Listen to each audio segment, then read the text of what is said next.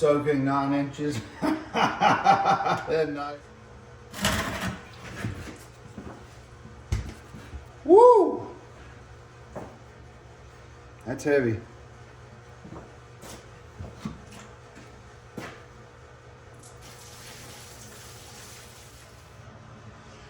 Alright, so what you're looking at here is I've taken my 9-inch third member and I've soaked it all night.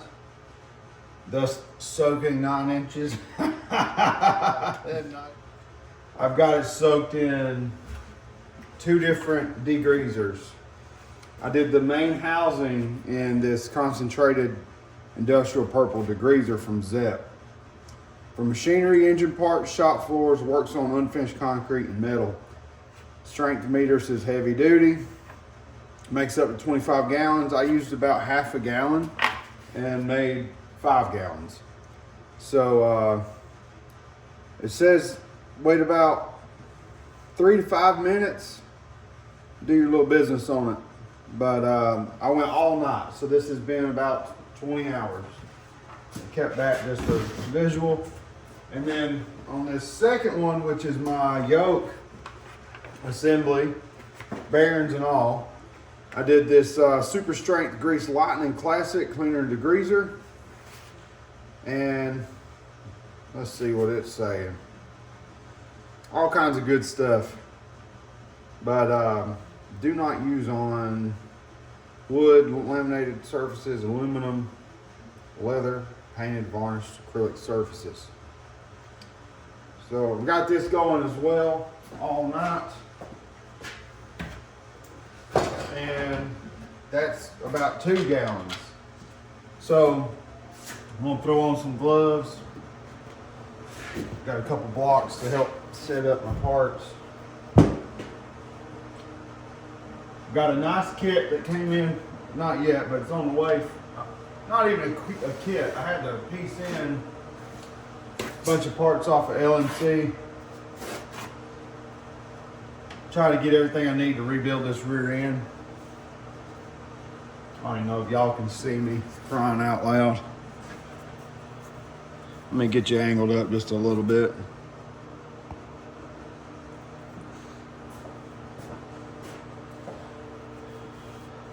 So I'm going to reuse this shim. I'm not changing any of my dimensions. This is an old towel my wife threw out. I'm not changing any dimensions from the rear end itself. I'm actually just going to go through and freshen all the bearings and seals while maintaining the original shimming, all that jazz. I talked to a friend of mine, Huff Stetler. I'm sure some of y'all know who that is. Real big in the car industry, you know, around Georgia. And these aren't coming off as good as I thought they would. Man, that's disgusting. This is what I'm dealing with. We've got a nasty, nasty yoke. Just caked on grease. I wanted to do this to try to break it up. And if I need to pull out the pressure washer or take this down to the local car wash and give her a good bit of water pressure, I will.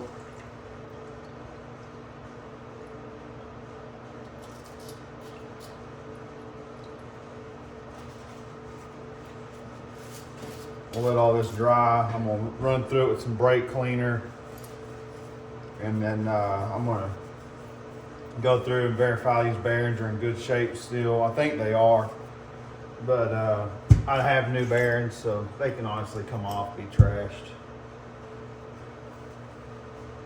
This has an old school crush. I'm gonna have a little bit of time getting this off. I need to go to Harbor Freight and buy a press. I might be looking at that. I don't have the extra money for it right now, but I need to go look at it and see, or look it up online. Because I'm gonna have a lot of pressing the axles, this pinion and everything. I'm just gonna leave this on here for the time being. These are all have great wear. They look good.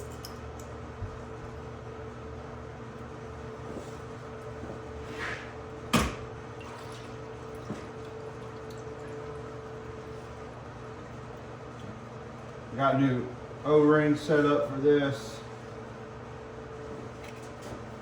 There's a large O-ring right in here. All these surfaces are really nice. I hadn't even hit them with emery cloth. Seems to be a drain on this bottom set right here, so I'm going to prop this up so that can weep down there.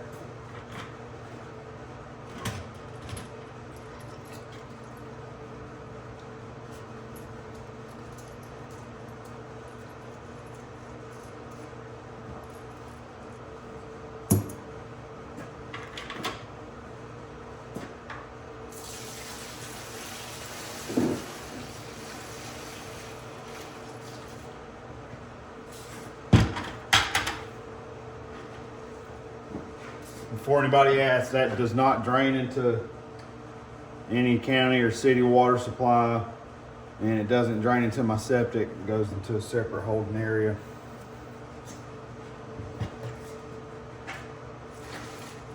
Clean that. This is the nasty one. And there's a lot of weight in this one. See if I don't make a mess.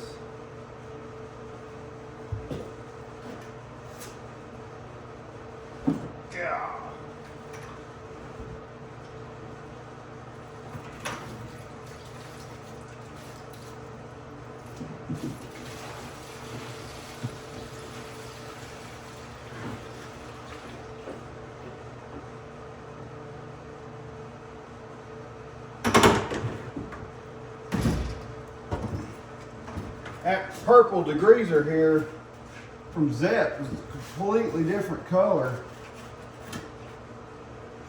than that grease lightning. It was almost clear after everything.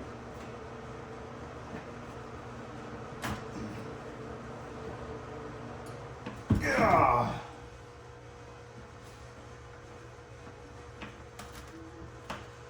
Well, look what's coming off on my hands. This is disgusting.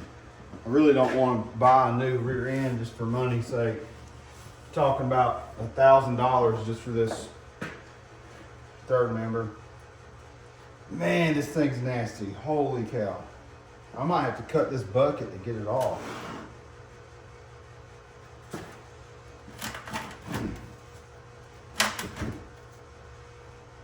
Holy cow.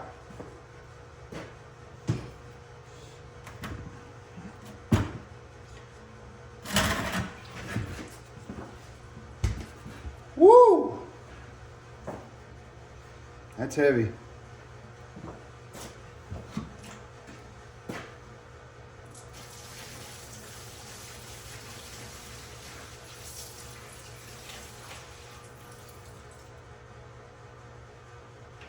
Wow, there's some sludge in here. Disgusting.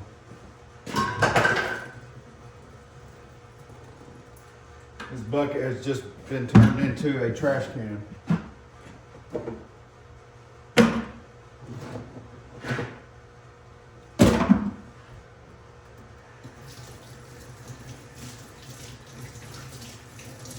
might have to go inside and get some soap. Not for the parks, but for me.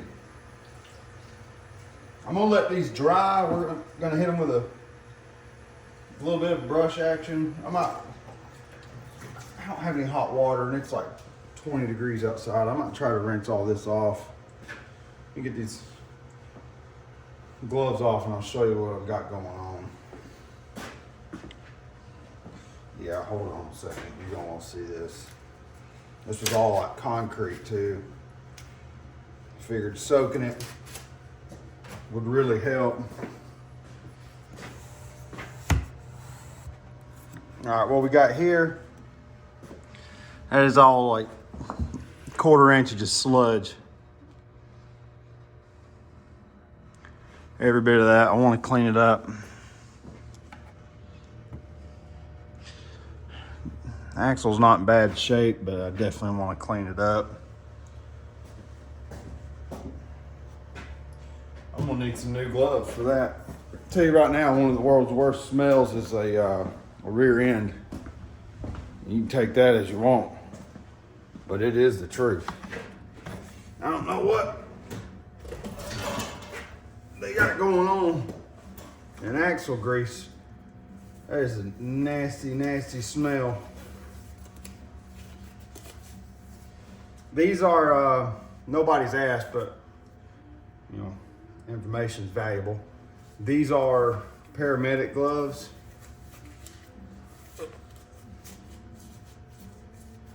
I used to work with the sheriff's office for a long time, and these were very nice to come by.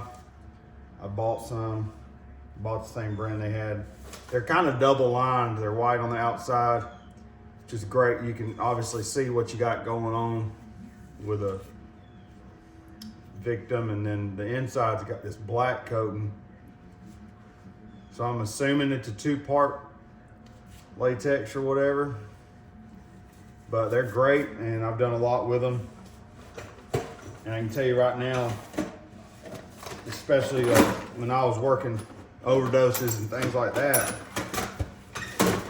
this is exactly what you wanted to have on. Every chance I had, I put some on. We had the black gloves, various brands, kept in patrol cars and stuff, but if you ever ran across your EMS guys, ours were dual service, fire and everything, and EMS, you know, you get you a couple pair of gloves, put them in your vest, you know, your emergency equipment, and you go out to like an overdose or something where you don't know if they got a needle sitting in their arm while they're laid out or something, and you're the first on scene. These are great. Needles still go through it, but I'm not kidding you. I've used these in the shop and had a razor blade sit there and pull them. So these are very, very good. And they are stout. They're very difficult to get on. But it almost looks like a bed liner material. Anyways, they're good. And if I could remember the brand, I would tell you. So now, let me get back over here. Heater box turned out good, by the way. And these Timken bearings, these are brand new. One of them is supposed to be for this rear end. It's not. I talked about it. The other one's supposed to be for transmission tail shaft, and I'm pretty certain this one is it.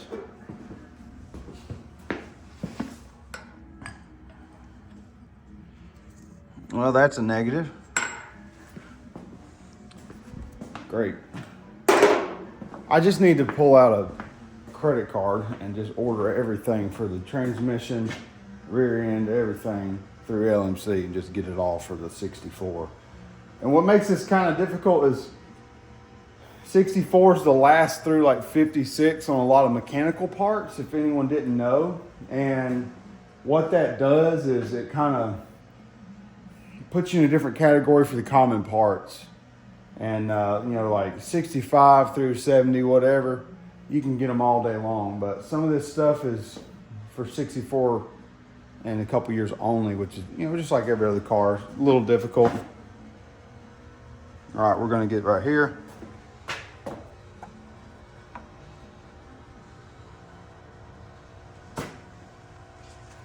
Throw these gloves on top. Tech tip of the day. I need to get a brush. I have a steamer and I'm thinking about steaming this, but I use that steamer on a lot of details.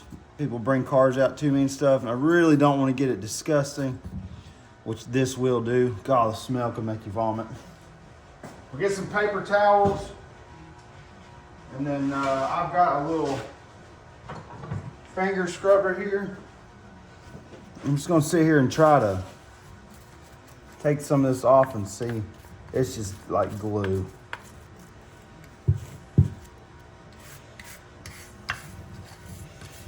If I had one of those crates from like O'Reilly's or Advanced Auto Parts where all their shipments come in, I would throw this in it, run down to the car wash and pressure wash all these. Gosh, this is disgusting.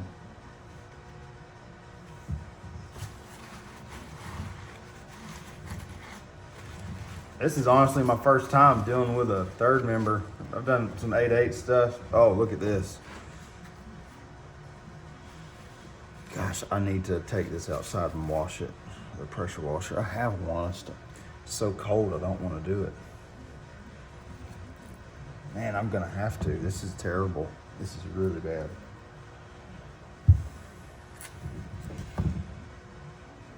Goodness sake. This used to be red. Listen to that.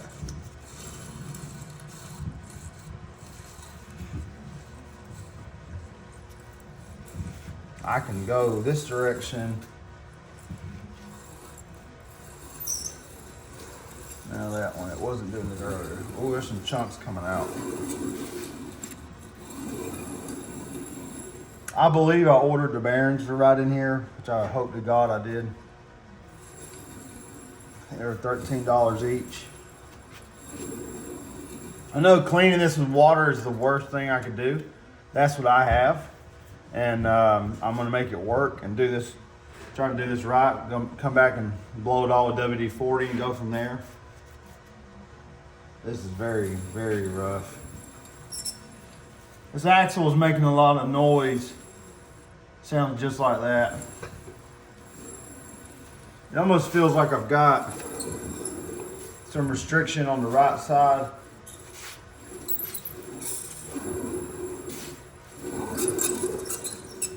Yeah, these are junk. I know there's no grease on them right now. We're gonna do a full rebuild on it. I'm just gonna have to. I'd like to get me a gear while I'm doing this. To be honest with you, I don't want to go through all the shimming and stuff, but I guess I might have to. 4205 is stamped on this set. Let's see what the gear, if it has any stamping on it. I believe this is a 389 gear. It's got a few stampings on it. It's like a patent number. It's a Ford stamp.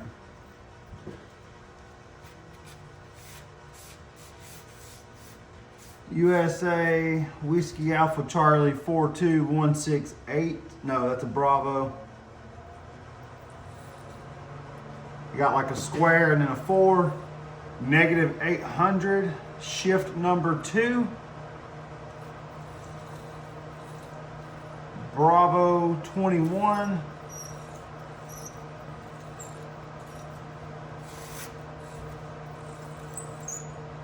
That's about it. But yeah, that's what we're looking at. I don't know what to tell you there. I'm probably gonna wrap this up here. I gotta get this clean, and it's so cold outside. I don't know if I'm gonna do that just yet. We will see. All right. Gosh, I'm sitting here splattering crap all over the back of the phone. Have a YouTube channel, they said.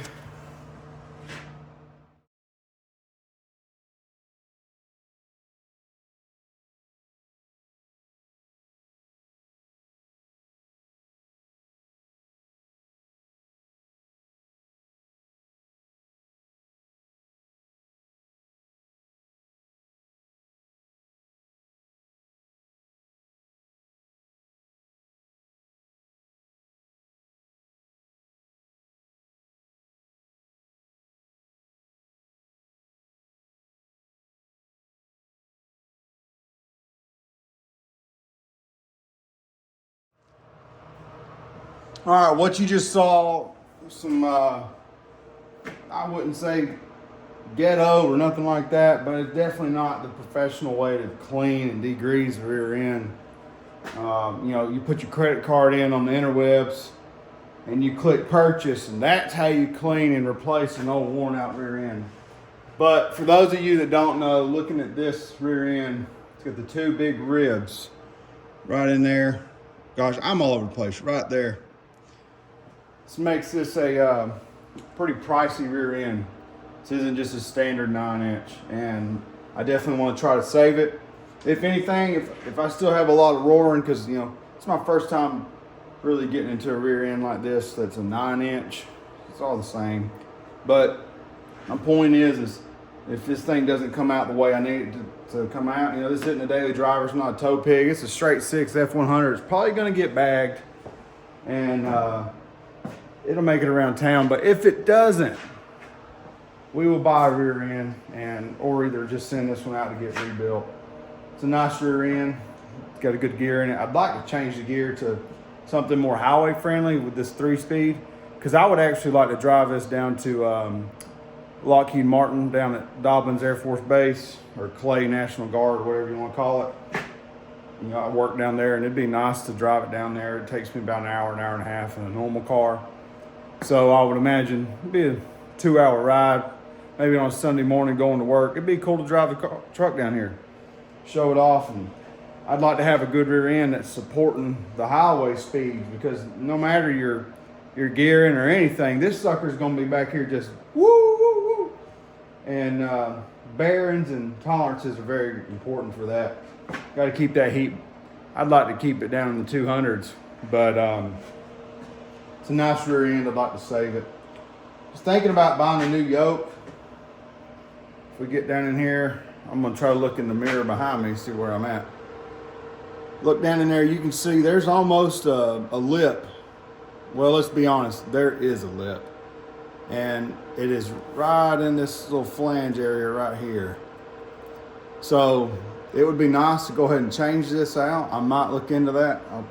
I'll see how much they are. If it's probably 40 bucks, I can swing that next paycheck or something.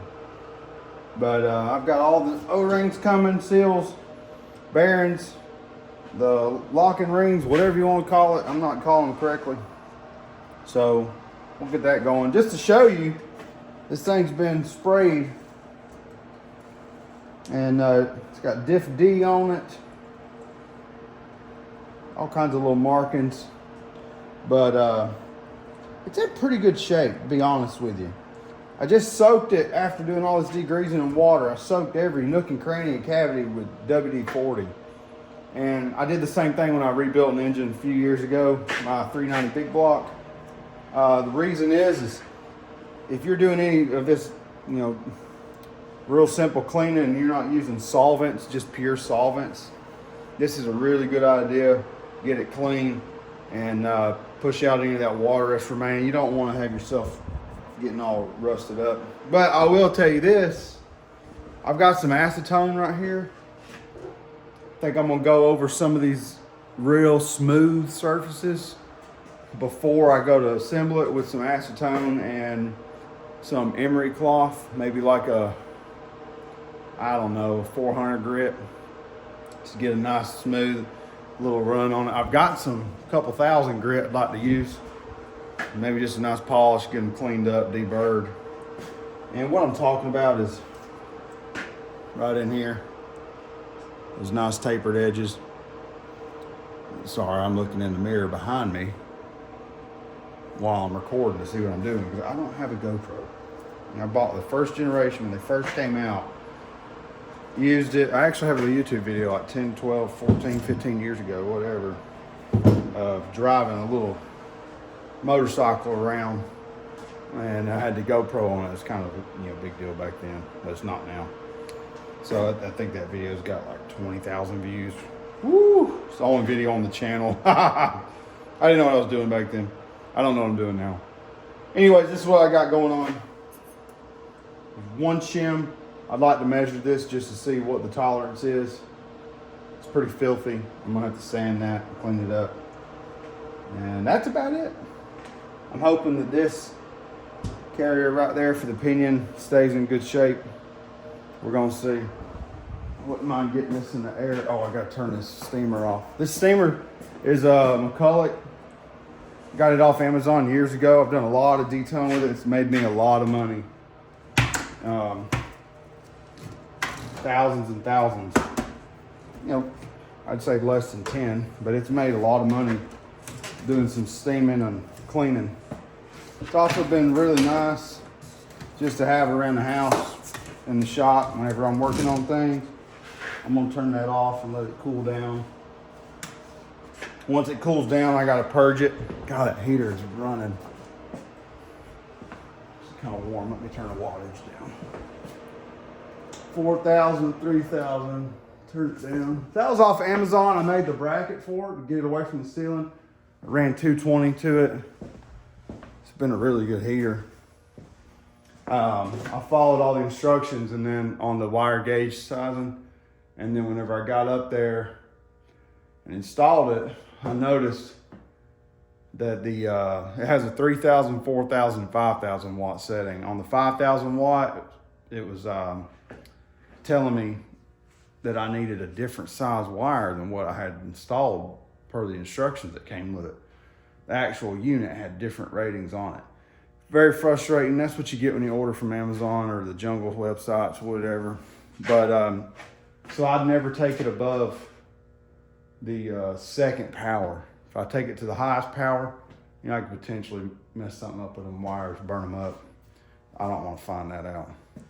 So I can't remember what I was going to show you.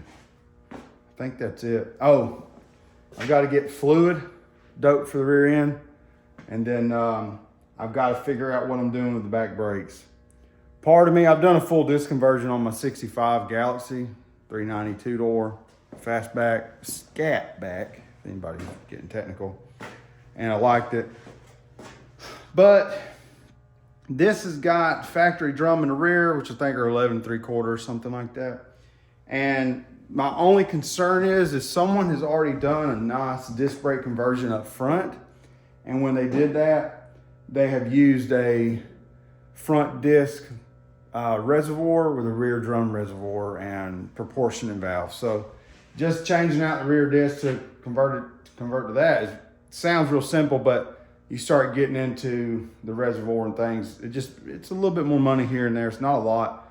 It's definitely tangible. It can happen. I'm just kind of lazy right now. I just want to get this truck back on the road. So as of right now, it's technically on the road. It's touching concrete. It's touching the road. I don't know. We're going to see. And I also want to look at flipping the axles on it. Get you down in here. What you can see, we got this I-beam running across. This is not a twin beam. That's in 65 and up. This is a single straight axle in the front. Obviously two-wheel drive. And you got your leaf. There's a couple ways to lower it. I could run an actual setup that changes my brackets, front and rear on those leaf shackles, and then go that headache. The other option is I can flip this. When I flip this, look at this bar right here. It runs back, runs up to the steering gearbox. It's gonna put me in a headache. So I believe they make a bracket for it, and I can go that route and make this real simple and easy. But just sitting right now, you can already see we've got maybe 4 inches, 3 inches to 4 inches, or if you're just out of high school, that's 8 inches right there.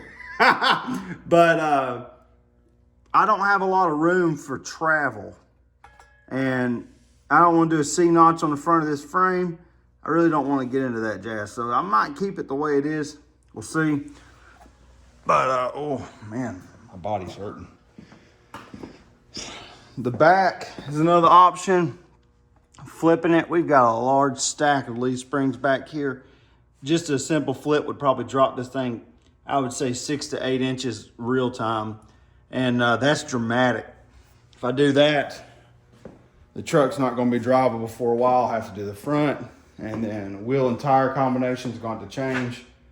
So ultimately what's gonna happen, just be very honest with everybody now that we're 40 minutes probably into this video, is I'm gonna keep the suspension the way it is, maybe throw a set of shocks on it and replace the leaf springs with some new ones from LMC just to get her back to life and just drive the wheels off of it. The reason I say it's got good tires, 4 new tires. One of them, for whatever reason, is a different brand. I don't know. But I can clean these wheels up. We'll get some sandpaper on them, polish them out, make this thing look great. And that'll be awesome. Let me tell you, I love that hood. If that right there could be a photo, I'd say that's a Picasso. All right, that's it. I'm gonna wrap it up and get clean. I got things to do today.